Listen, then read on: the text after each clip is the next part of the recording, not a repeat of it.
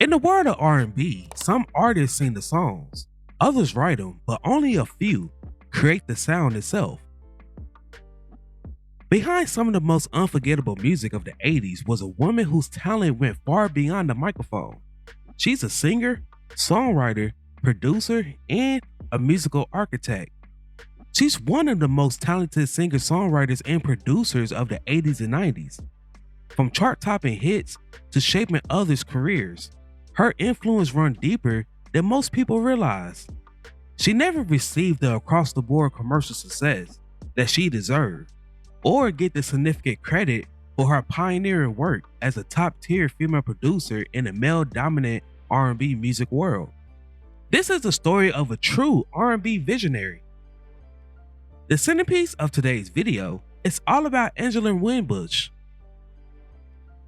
Now before we start, let's be sure to leave a like on the video, subscribe to the channel, and push that notification bell to be sure you won't miss out on any more uploads.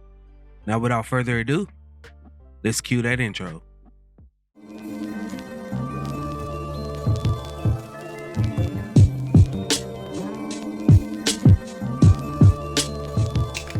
Born on January 18th, 1955 in St. Louis, Missouri.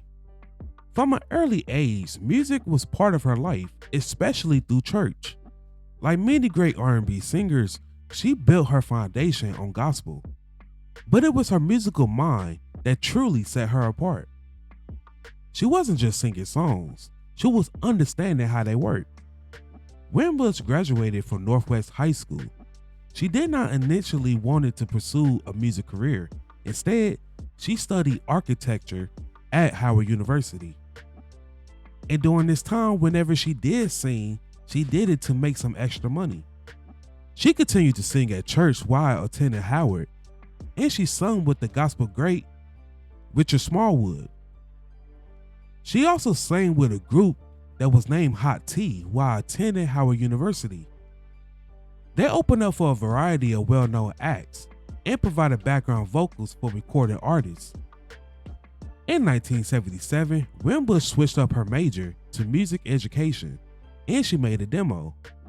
She pitched it to many record labels without success. From a personal introduction from recognized industry veteran Wayne K. Garfield, the recording was heard by New York disc jockey Gary Bird, who made a call that won Winbush a seat in Stevie Wonder's supporting vocal group, Wonder Love. As Stevie Wonder's protege, she expanded her knowledge in songwriting and arrangement. Winbush's journey to success wasn't immediate. She worked behind the scenes, developing her skills as a songwriter and musician. Her talent eventually brought her to the attention of industry professionals, and soon, an opportunity would change her life. While in Los Angeles with Stevie Wonder, Winbush met singer Renee Moore. The two formed a duo, Renee and Angela, later that year. They soon came to the realization that they could be a successful music songwriter and producer duo, writing songs for other artists. Together, they created a sound that blended funk, R&B, and pop. Their chemistry produced a string of successful songs, including I'll Be Good, Just by chance, we fell into romance, cry of success, and Say Your Love for #1. When it's all said and done, you're still my only one. Say your love. These hits helped define the sound of the mid-80s. But behind the scenes, Angela Winbush was doing more than performing. She produced, wrote, and helped shape the sound of the 80s music. During Renee and Angela's early years, Moore and Winbush was asked to write and produce 4 songs for Janet Jackson's 1982 self-titled debut album.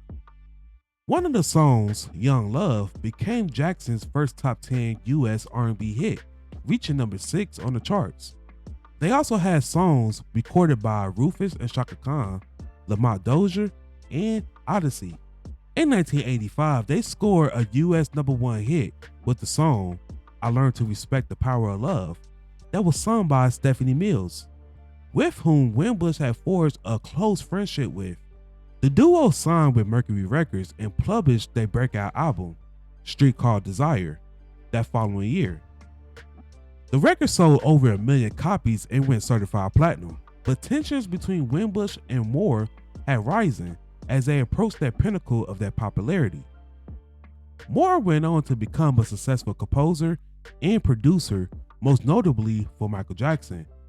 In 1986, Winbush was introduced to Ronald Isley by Benny Medina. Winbush produced, wrote, and arranged the Isley Brothers' Smooth Sailing album, which resulted into the title track becoming a top 10 R&B smash. In turn, Isley opted to manage Winbush, and he helped in the process of releasing her debut album, Sharp. This album peaked number 81 on the Billboard 200 charts and number 7 on the R&B charts. The album included the hit Angel, which showcased Winbush's 4-octave range. The song peaked at number 1 on the R&B charts. Heaven opened up its gates and peace of mind. Other notable songs included the dance track Run To Me, which peaked number 4 on the R&B charts and number 32 on the dance charts.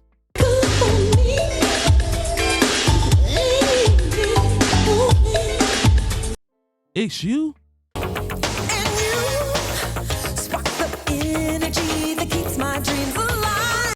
and the Ron Isley duet Hello Beloved that peaked number 26 on the R&B charts.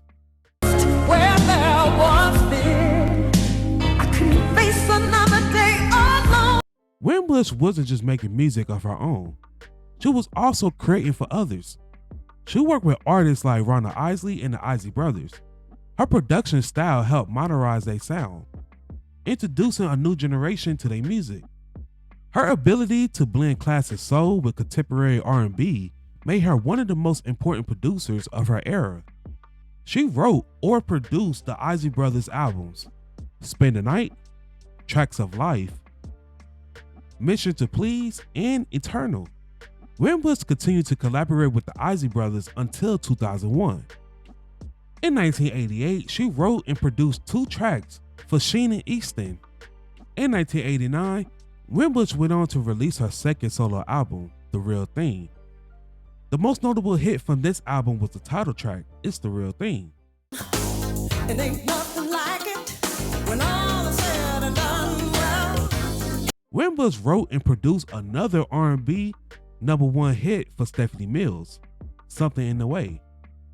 In 1990, the following year, she scored a top 20 hit as a writer and producer for the R&B girl group Body, and she also scored another hit for Layla Hathaway. On June 26, 1993, Winbush and Ronald Isley got married. Isley was 13 years her senior. A year later, Winbush released her third self-titled solo album, which featured the R&B song Treat You Right. The song reached number 6 on the R&B chart, becoming Winbush's 7th top 10 R&B success of her career.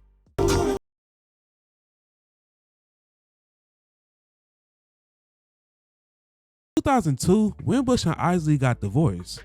In 2003, Winbush was diagnosed with ovarian cancer. After a successful surgery and therapy, the cancer went into remission and she resumed performing. Since their inception as Renee and Angela, Winbush and Moore have impacted a number of R&B and hip-hop artists.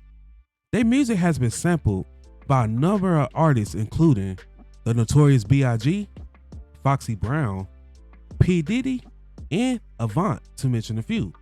She has impacted artists such as Selena Johnson and Shantae Moore. Winbush and Moore was also the first R&B performers to primarily incorporate a rapper in an R&B song, among Jody Watley, Chaka Khan, and Cameo. Winbush is also one of the rare female performers who found success as a songwriter, arranger, producer, and session musician. She is also a fantastic pianist and keyboardist.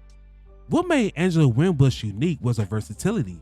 She could create slow, emotional ballads or upbeat danceable tracks. Her music was both personal and universal. She understood melody, structure, emotion, and how to bring them all together. Like many artists, Winbush faced challenges throughout her career. The music industry evolved, trends shifted, but her talent remained consistent. She continued to create, adapt, and influence. Today, Angela Winbush is recognized as one of the most influential women in R&B. Her work as a singer, songwriter, and producer has left a lasting impact. Artists across generations has been inspired by her sound. Her music continued to resonate with fans, old and new.